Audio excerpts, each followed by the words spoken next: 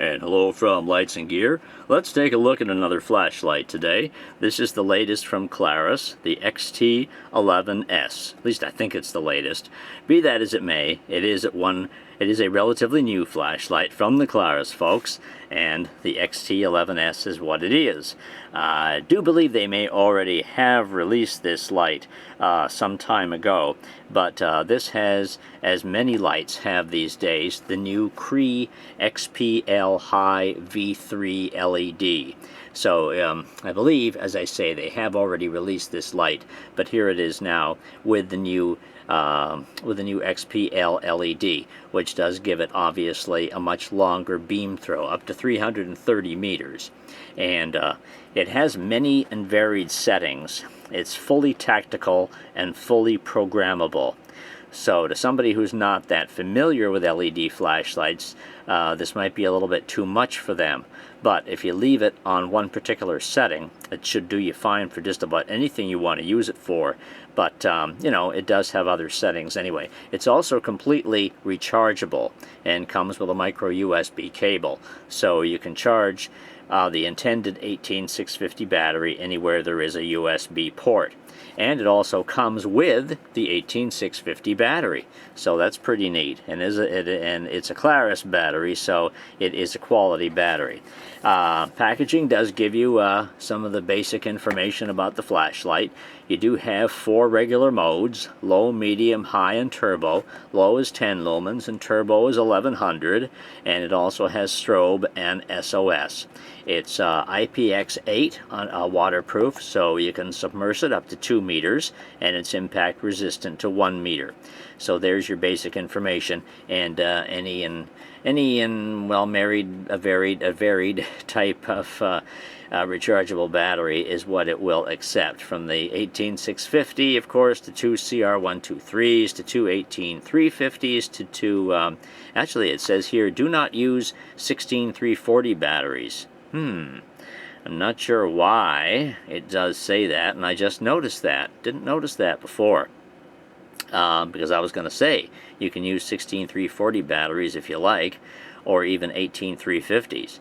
They may be talking about the charging element. Now, I don't know, but of course you can only use the internal charging circuit with an 18650, and that's the same with any rechargeable flashlight, so maybe that's what they're talking about.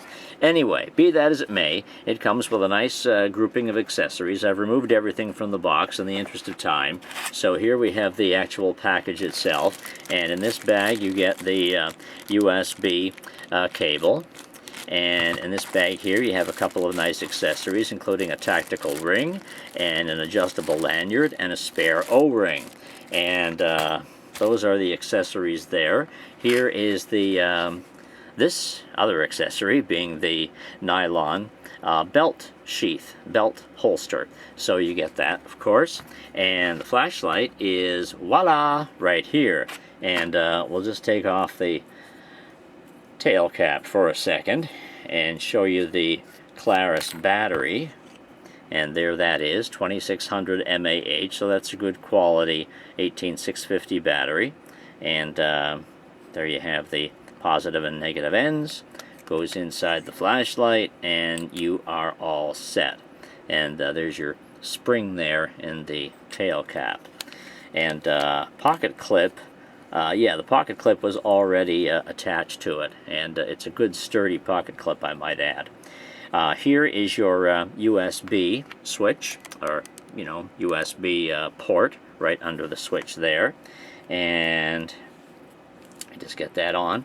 And of course, here is your smooth reflector with the XPL LED down in the base. And here you have the removable forget what you call these things actually, but you know, you cause damage with these things is what you do. You break glass, you break somebody's face, you know, whatever you want to break, you can basically do it with the semi-sharpened edges of the beveled attacker, if you will, on the end of the light. So that's one thing that you can do with it if you so desire. And now it's got 3 switches, so it's very programmable. And I might add, here is the instruction manual, which tells all about the different settings on it, because it has 3 different user settings. So you have the regular side switch here, you have the regular click switch right here, and then you have a mode switch right here. See that? So depending on which user setting you have it set on, that determines what each of these buttons do. And they all basically have the same functions in, you know, it just depends. I mean, you have 3 user settings, but and all the functions, all the buttons basically have sort of the same type of function, but they perform differently depending on which setting it's on.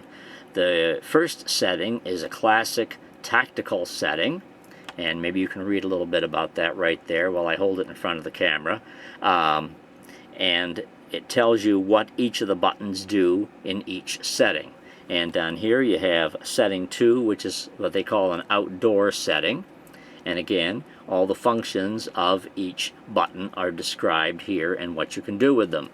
And over here, you have the last setting, user 3, which is a tactical assault setting. I don't recommend that anybody will really have to use that, because basically it only performs strobe, and that's pretty much all it does. When it's in that mode, the regular side switch can't be used for anything. It's locked out. So only the other 2 buttons are usable, and basically whatever you do with them, it just gives you strobe mode. So, you know, I don't think that'll be needed by most people. And down here, it tells you how to change each of the settings. And I'll be honest with you, that took me a few minutes to actually figure out from the instructions here what to do, but I did get it down. Basically, the other features of the flashlight, it does have a lock function, and you can lock it. So the side switch here, it doesn't do a darn thing, and you can lock it and unlock it. And each time you put the battery, or each time you turn the flashlight on, the little green light will illuminate if it's green. If it is green, that means the battery is between 70 and 100% charged. So if I turn it on right now, there's the green indicator. So the battery is between 70 and 100% charged, then it goes out. If I were to do that and it were orange, then that would mean that the battery would be between 30 and 70% charge. And if it's red, that means it's less than 30% charge. And over here it describes the charging function, and when you do plug the USB connector in and to charge, the indicator in here will light up in red. And of course, when the charge is finished, the red will turn to green, and you know that your battery is finished charging. I haven't worked with it enough yet to know what the current is that it uses to charge with. I think it may be on the lower side, something on the lines of maybe 0.5, but I haven't used it enough to know that yet. So anyway, the settings, let me just turn the light on so we can see what goes on with it. Right now, it is in the classic setting. It's in user setting number 1 at the moment.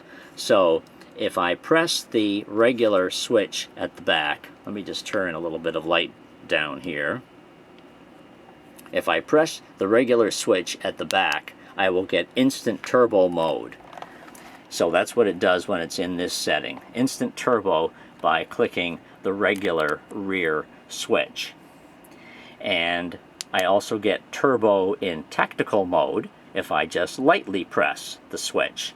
So with each light press, I get tactical turbo. The mode switch, when it's in this mode, if I press it like this, I get strobe.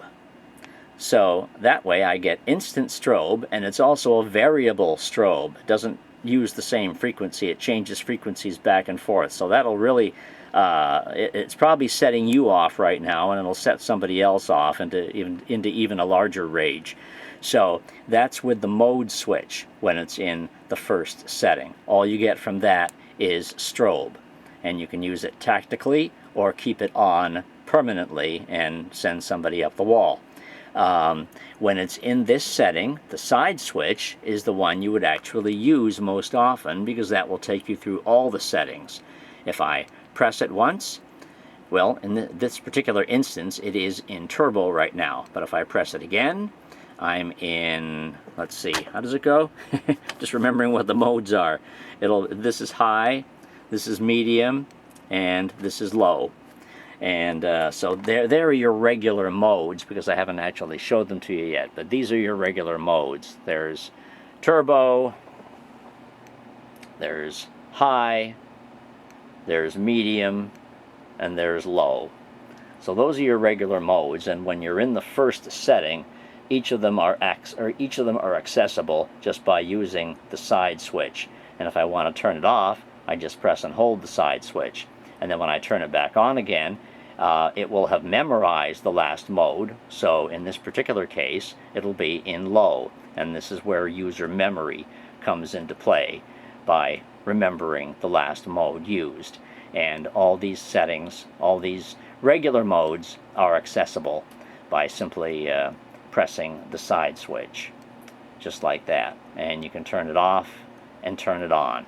So that's the regular #1 setting. And as I showed you a moment ago, turbo is reached just in itself by just pressing and holding or firmly clicking the rear button. Now actually, I'm not sure where, I think SOS is part of the strobe feature here. I think I have to, okay, I'm not sure. I'd have to look through the manual here to see if SOS is part of this particular one or not. But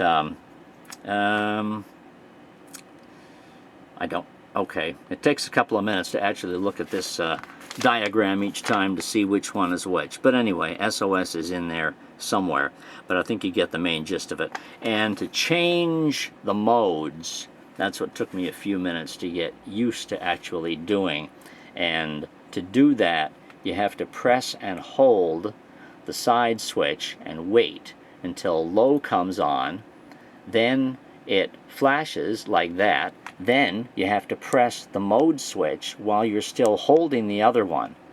And then it does this little flicker thing, which I stopped it from doing that, and then it flashes again a couple of times and you release your finger.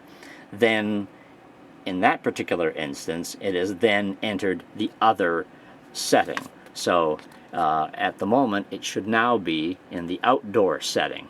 So if I was to press the corresponding buttons, it should behave as if it's in outdoor setting at this time.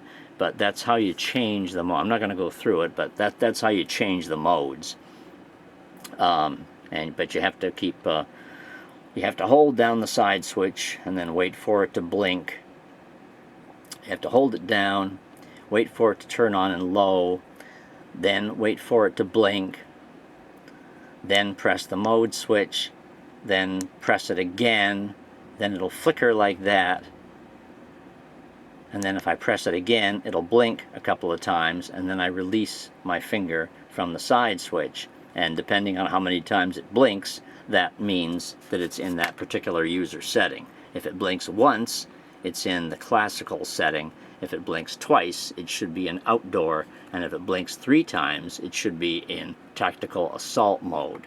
And the only thing I'll warn you about is getting it out of the third setting when it's in it. Can be, I'm still trying to figure that out. I've done it a couple of times because when it's in the tactical setting, the side switch is totally off limits. It won't work. Only the other 2 buttons will work. So, and you need the side switch in order to change modes. So again, I have figured it out, but I keep forgetting each time what I did the first time to try to get it back to the regular setting. I hope at this point, oh, you see, I have done it. I think it is in that setting now, because now the side switch is not working. So I think I have inadvertently put it in the third setting, because now this one will not work. But the other buttons will work. The regular switch on the back will turn it on in high, or turn it on in turbo, I should say, and the mode switch will go into strobe. So I just can't get the other settings right now, low, medium, and high, and so forth. I can't get those because the side switch has been you know, dismantled. Whatever, I can't remember the word, but anyway, you know what I mean. So anyway, that's the flashlight. I'm going to end the video so I can figure out how to get it back in the other mode again. But I do recommend this flashlight. At the time of this recording, I have not yet had a chance to write a regular review of it for my website, but perhaps by the time you are watching this video, I will have done that.